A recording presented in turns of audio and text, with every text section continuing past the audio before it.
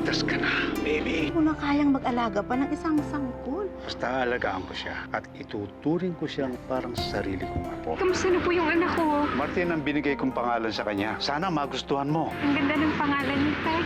Gusto mo ba siyang makita? Inumin ko muna siguro ngayon, Tay. Kasi baka ho mahuli ako ni Roman eh. Kung po kaya ngayon yung nanay ko, magiging proud din po kaya siya sa akin. Lolo!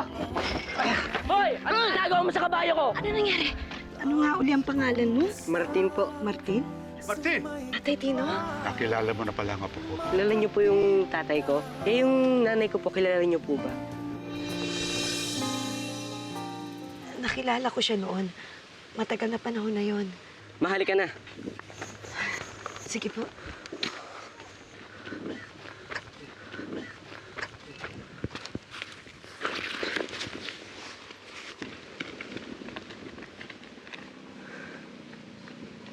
Tara, Martin.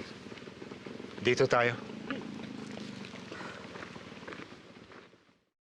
Lo, sino po ba yung babae kayo na sa rancho? Siya si Mara Valencia. Yung anak ng may-ari ng Rancho Paradiso. Ang isa sa pinakamalaking rancho dito sa Pilipinas. Doon kasi nagtrabaho ang tatay mo. Kaya nagkakilala sila. Lo, sayang po, no? Wala na po kaming panahong mag-uusap pa. Di ko tuloy siyang tanong tungkol sa tatay ko. Pero lo, ang ganda niya po, no? Tapos ang bait pa kaya nun. Sa alam niyo po, lo, yung niyakap niya po ako, parang tuwang-tawa po siyang di ako nasaktan. Halika, kumatok na tayo. Tita! Ako po! Tita! Oh, Kuya Tino! Naktagas ko, kamusta ka na? mabuti ikaw. Paano po? Ang tagal natin di nagkita. Aba, hindi ka malang nagpasabi na uuwi ka. Oh, halika kayo, pasok kayo. Halika. Ikaw, Martin. Pasok kayo. Daddy, wild talaga yung kabayo ni Kuya. Nahulog nga siya eh. Buti na lang hindi siya nasaktan. Ito naman kasing si Louie, hinataw pa yung kabayo. Eh di nagwala. Ilang beses ko bang sasabihin sa'yo, huwag mong gagawin yun. Ginawa mo yun, Louie? Ha? May bata nga nahulog, buti na lang hindi napilayan. Teka ma, hindi naman ako may kasalanan eh. Yung batang yun may kasalanan. Tsaka, hindi na dapat inalapitan yung kabayo ko. Sino ba yun? Parang kilalang-kilala nyo. Hindi ko kilala yon. Ngayon ko lang nakita yun dito sa rancho. Pero kilala nyo yung kasama niya.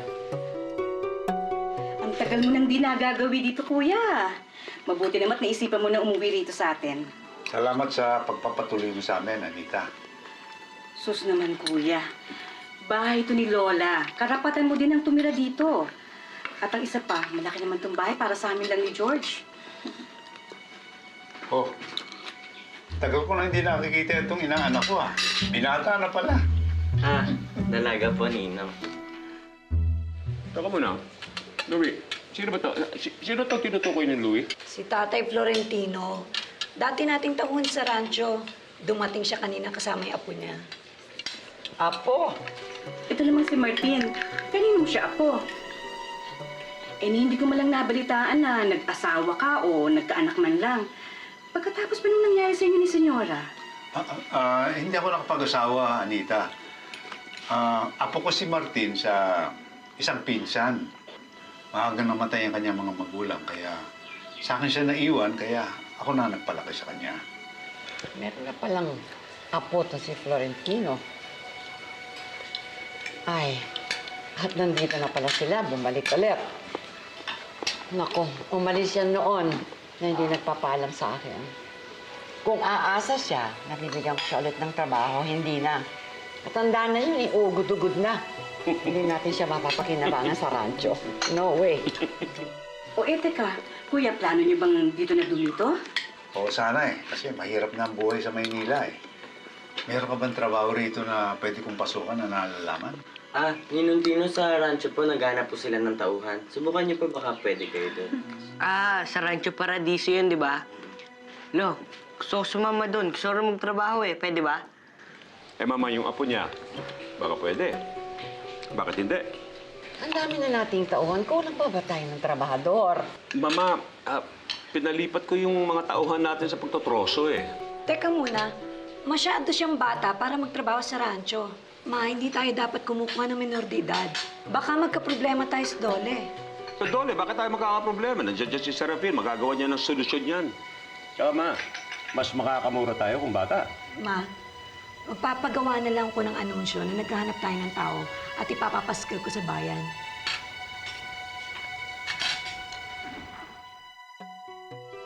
Mas gugustuhin ko sana na magtapos ka muna ng pag-aaral. Kaya ko pa naman na magtrabaho para sa ating dalawa eh. Tsaka ayoko naman maging pabigat tayo kay Anita. Ano ka ba naman, kuya? Ano bang pabigat? Sino pa ba naman magtutulungan kundi tayo-tayo din? O sige na, kumain na muna kayo. Pihado akong gutom na gutom kayo. At pagkatapos niyan, hahanda ako na matutulugan ninyo. O ito pa, o. O Martin, ito may sabaw, o. Sige po.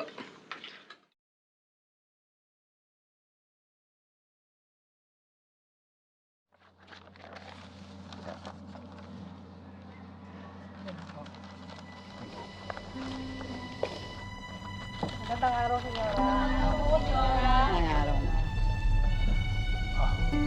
Hoy, ikaw!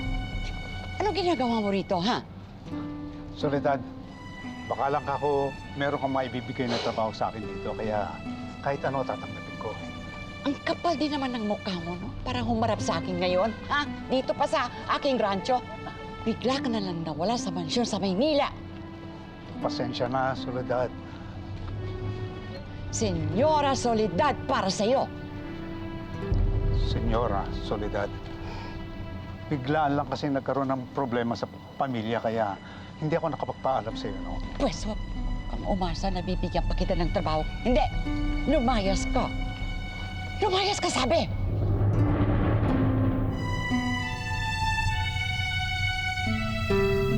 Senyora Soledad, nakikiusap ako sa iyo. Kailangan ko lang talaga ng trabaho. Ma, ano ginagawa mo po?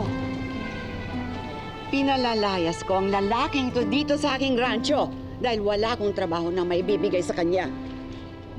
Ma, baka naman kung pwede mong tanggapin ulit dito si Tatay Tino. Total, matagal naman siya nagtrabaho sa atin noon, hindi ba? Kilala mo na siya at alam naman natin mapagkakatiwalaan. Sige na, Ma. Siguro naman ngayon hindi siya aalis nang walang paalam. Di po ba, Tatay Tino? Oo, pangako. Sige na, Ma. Ako na po nakikiusap sa'yo. Balato mo na po siya sa akin. Magpasalamat ka at gusto ka ng anak ko. Hoy, kayo! Bilisan yung trabaho niyo, ha? Sayang ang binabayad ko sa inyo, puro kayo nakatanga lang dyan. Bilisan niyo! Halika na! Tayo na! Tayo na! Salamat, Mara. Sige po. Tatay, magkita po tayo mamaya. Sige po.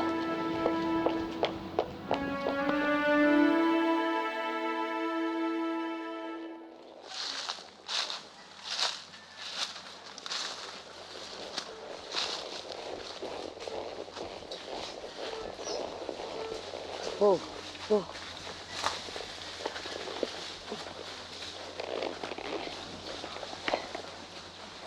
Tay,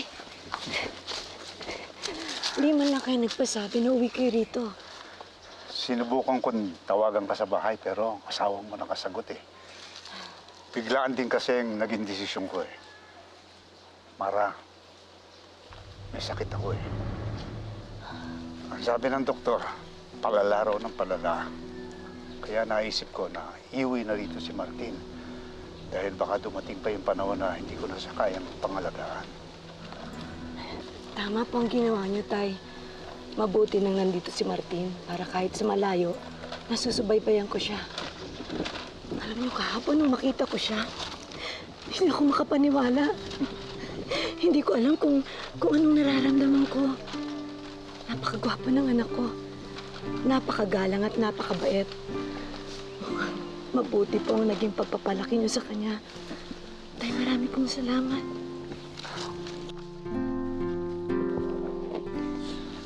Natuwa rin siya na makilala ka niya.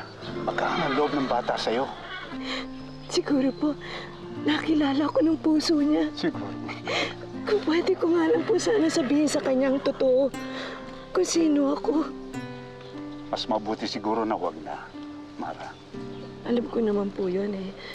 At natatakot ako kung anong pwedeng gawin sa kanya ni Roman kapag nalaman niya ang totoo. Ay, tay. Ito po para sa buwan ngayon. Ang laki nito, Mara. Ay, para naman po yan sa anak ko eh. Gusto ko pong makapagpatuloy siya ng pag-aaral, lalo na ngayon mag-high school siya. Pero ngayon, lalo tayong dapat na mag-ingat. Walang dapat makaalam ng kaugnayan namin ni Martin. Dapat natin pangalagaan ang kaligtasan niya. Sige po, tay. Salamat po.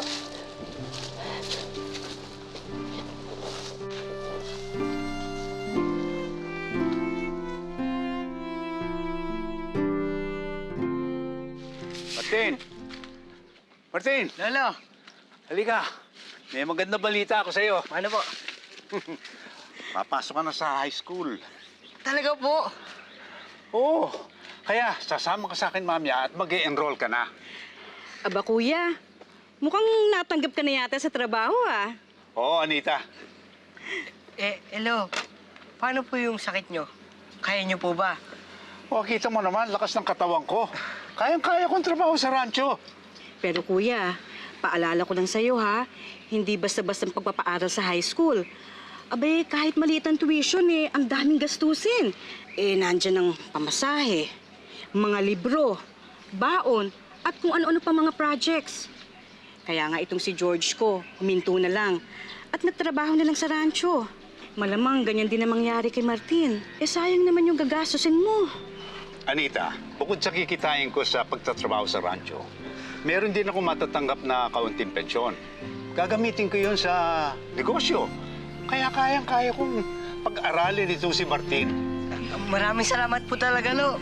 Gusto ko po talaga makapagtapos ng pag-aaral eh. Hayaan nyo, Lo. Pag ako naman po nakapagtapos, kayo naman po yung pagtatrabahuan ko. Salamat po talaga, Lo, ha? Sige. May pumunta sa site. Pinagbabawalan tayo sa pagputol ng mga puno. Wala raw tayong permit. Akala ko ba inayos na ni Governor ang lahat ng ito? Yun ang alam ko.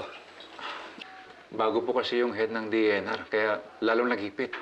Palagay ko, gusto lang humingi. Roman, ayusin mo ang problemang ito, ha? Huwag kayo mag-alala, Mama. Maayos yan. Siya nga pala, Roman, may hindi raw maipaliwanag na withdrawal sa account ni Mara. Mukhang matagal na siyang may ini-issue ng cheque na hindi natin alam kung sino. May alam ka ba tungkol dito? Ma? Attorney? Roman, kakain na. Mara.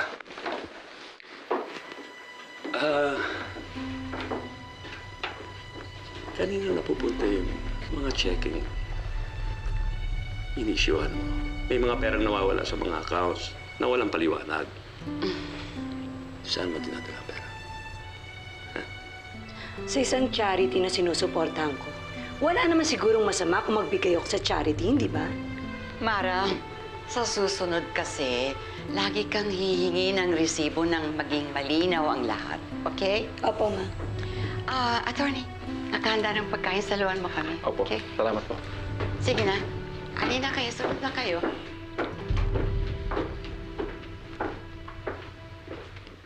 Serafin.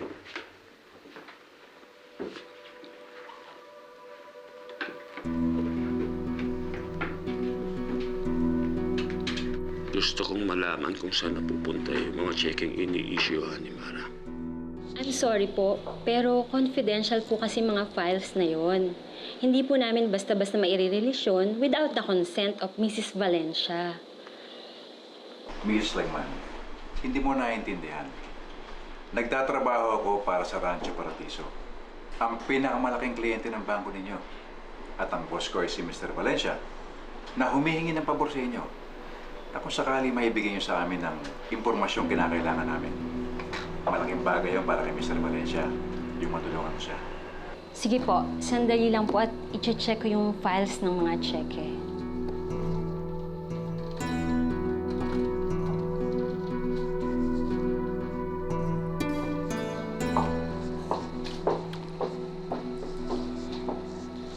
Nandito na yung pangalan ng nag-encash ng cheque.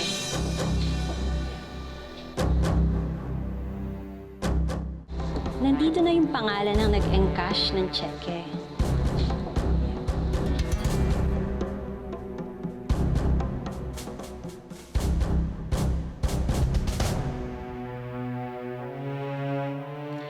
Mr. Julian Medina ng Children's Hope Orphanage po. Children's Hope Orphanage. Opo, si Mr. Medina po ang general manager doon at siya po ang nag-encash ng mga cheque. Salamat.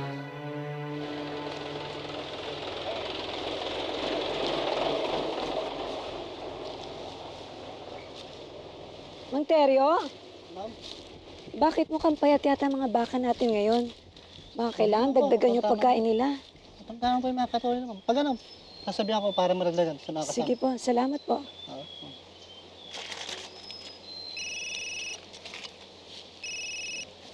Hello? Hello, Mara. Tama ka. Dumating nga dito si Attorney Serafin. Nagtatanong tungkol dun sa account mo. Pero katulad na napag-usapan natin, yun ang sinabi ko sa kanya. Ako, salamat Marion. Malaking pabor to para sa akin. Wala yun. Para namang hindi tayo naging magkaklase ng ilang taon. Sige. Tatay Tino! Naku, pasensya na po. May problema po tayo. Bakit? Hindi na muna ako makakapagbigay ng sustento sa inyo. Kasi po parang pinagsususpetsahan ako ni Roman na may pinagagamitan ako ng pera. Huwag ka mag-alala. May naipon pa naman ako doon sa mga unang binigay mo sa akin eh. Gagamitin ko sa negosyo. Tama po yung naisip na tatay. Huwag ka mag-alala. Alagaan ko si Martin. Salamat po. Pasensya na po talaga. Sige.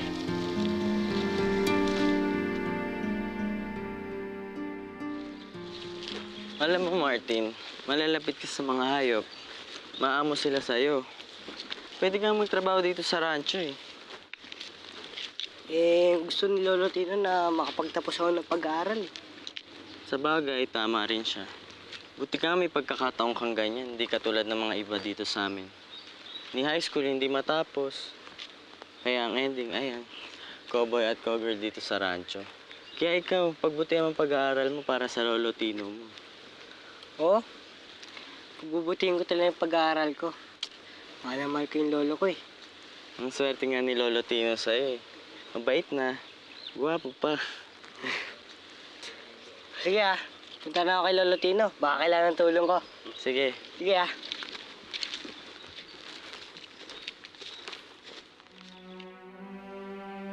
Ito mga ito, pasok lahat sa bodega. Bilisan ninyong trabaho. Kayo naman. Ayaw ko makita ito bukas pagbalik ko rito, ha? Gumawa kayo ng paraan. Ipasok sa loob lahat yan. Lolo. Wag. Ako na po yan. Hindi na, Martin. Kaya ko na ito. Hindi, baka po. Uy! Uy, tulong! Lumalala na ho ang sakit ni Mang Florentino ng multiple sclerosis. Dumadalas na rin ang pag-atake niya. Hindi niya na kakayanin ng trabaho sa rancho. Kaya may mga gamot akong i-reseta sa kanya na kailangan ho niyang inumin para makontrol ho natin yung mga pag-atake niya. Ito yung listahan ng gamot.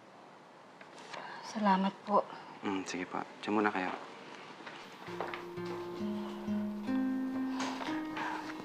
Kuya Tino, paano na ngayon to? Saan tayo kukuha ng pambayad dito sa ospital? Dito sa mga gamot mo? Lo, baka po makatulong to eh. Ito po yung perang nakuha ko sa pensyon niyo po. Ito po, baka po makatulong. Yan nga isa pang problema eh. Natigil na ang pensyon ko.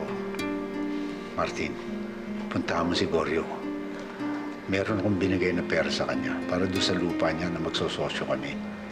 Sakaling meron nang maibabalik yung pera niyo. Sige po, Lo. Pupuntahan ko po si Mang Goryo. Sige po.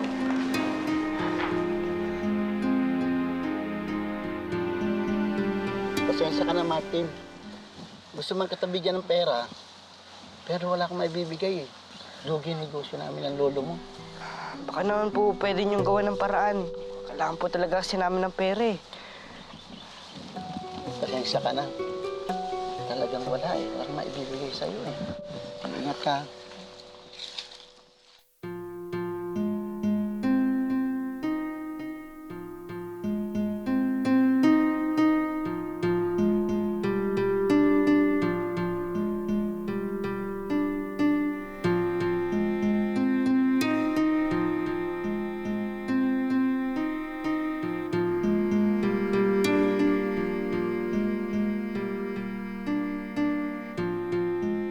Oh, ayan. Isama mo na yung kinita ko kanina. Carry na siguro yan. Ano? Kuya, parang kulang pa kasi ito eh. Dami kasing babayaran sa ospital ni Lolo, yung mga gamot. Kuya, pwede ba akong pasok sa rancho? Magtatrabaho ko dun. Ano? Tatrabaho ka doon? Oo naman. Diba sabi mo naman magaling mo sa hayop? Yun na. Oo nga, pero bagets ka pa masyado. Mahirap kaya trabaho doon. Isa pa, sigurado hindi ka papayagan ng lolo mo. Paano yung pag-aaral mo? Eh, hindi naman ako makapag-aral kung wala naman akong pera. Saka hindi ko mapapagamot si Lolo. Saka hindi niya naman malalaman kung di mo sasabihin, di ba? Dali na kuya, pasok mo na ako. Kailangan talaga namin ng pera eh. Kuya, dali na. Pasok mo ako sa rancho. Tatrabaho ako doon. Gagawin ko lahat. O kayo, sigurado ba kayo na kaya niyo magtrabaho dito sa rancho? Ha? Hindi madali ang trabaho dito. Tsaka ayoko makakarinig ng reklamo mula sa inyo, ha? Ikaw? Patpating ka pa. Kaya mo ba trabaho dito? Kayanin ko po. Kayong dalawa, buhay na kayo. Masyado pa kayong mga bata. Kayo, sumunod kayo sa akin. Oh, itong mga tao to, pauwi na to, ha? Oh, mga bata, umuwi na kayo!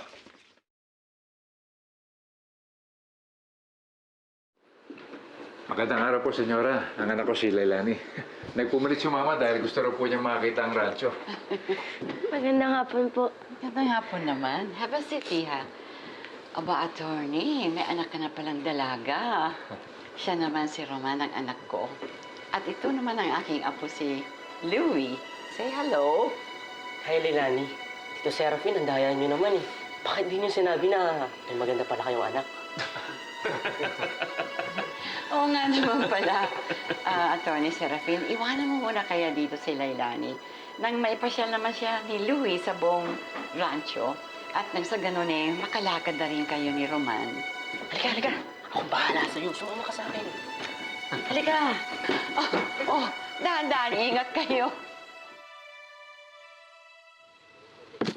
Hoy, kayong dalawa, ha? Gusto ko pagbalik ko, wala na lahat yung dumingyan. Pati amoy, tanggal. Apo. Ang swerte mo, no? Unang araw mo pa lang dito ka kagad na destino. May balat ka siguro sa puwet. Ayos lang ako. Lahat ng lupaing natatanaw mo, simula dun, paikot. Pag-aari namin yan. At alam mo ba ang Rancho Paradiso ang pinakamalaking rancho sa buong Pilipinas? At balang araw, mamanahin ko lahat ng yan. At syempre, maswerte ang magiging girlfriend ko. Ikaw, baka gusto mo mag-apply. Ba't parang kanina pa ako daldal ng daldal dito, hindi mo ako pinapansin, ha? Ganyan ka pa talaga kasungit parate? Eh, ikaw, ganyan ka ba talaga kayabang parate? Sana nga sa sobrang lakas ng hangin, hipang ka pa palayo rito. Alam mo, pakipot ka rin. Alam ko rin namang gusto mo rin naman talaga na makasama ako. Diba? Bitiwan mo nga ako. Ano ba, bitiwan mo ako? Pangit ka, bitiwan mo. Bitiwan mo ako.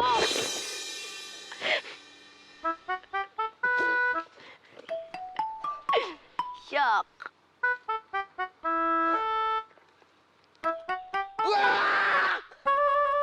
Kadiri!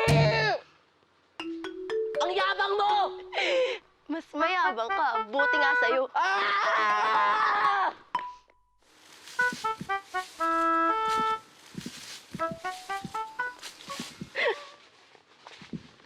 Balik na kaya tayo?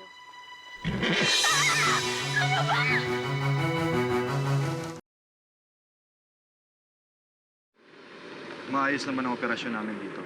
Kaya lang, ilang araw nang may dumarating dito, galing DNR. Pupumilit silang pumasok dito para mag-inspeksyon. Pero syempre, di namin sila pinapapasok. Magpapadagdag ako ng mga gwardya at siguraduhin walang makakapasok. Boss, nandiyan na naman sila. Kasama pa yung head.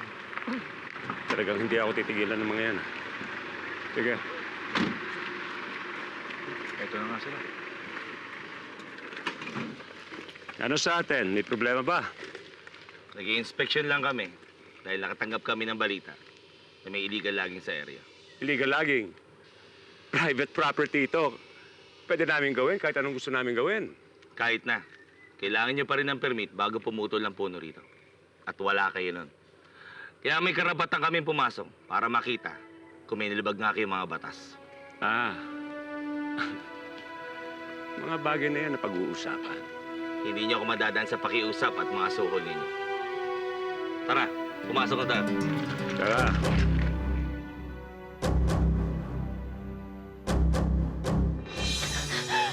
Mama, tulungan niyo po ako! Oh! Hanggang ngayon, ikaw pa rin ang iniibig ko. Ikaw pa rin ang nadadami. Mukhang magiging problema ang isang yan. Lahat ng offers natin, tinanggihan niya. Ititaanan natin sa ibang paraan. Ano ibig mo sabihin? Sabi ko sa'yo, Bochi, pag nawawala to si Martin, ibig sabihin niya, dumating na to si Lailani. Para sa may ensayong yun? Sasali ka? Hindi ba delikado? Ma'am, si Martin tong isa sa pinakamahusay dito. Nandyan ka pala. Sana nga ikaw wala eh. Ba't di ka nag-iingat? Kasi naman ikaw eh. Hoy, bakla! Huwag ka nakikialam! Huwag mo naman siya basusin. Papalag ka ba? Handa na rin ako kalimutan kung ano yung nangyari sa auto ko. Sa isang kondisyon, sana ilakad mo kay Lelani. Okay lang ba kung mayaya ka sa isang date? Oo ba? Kailan? Kaysa na ni Louie. Ano? Gusto mo talagang makipag-date ako kay Louie?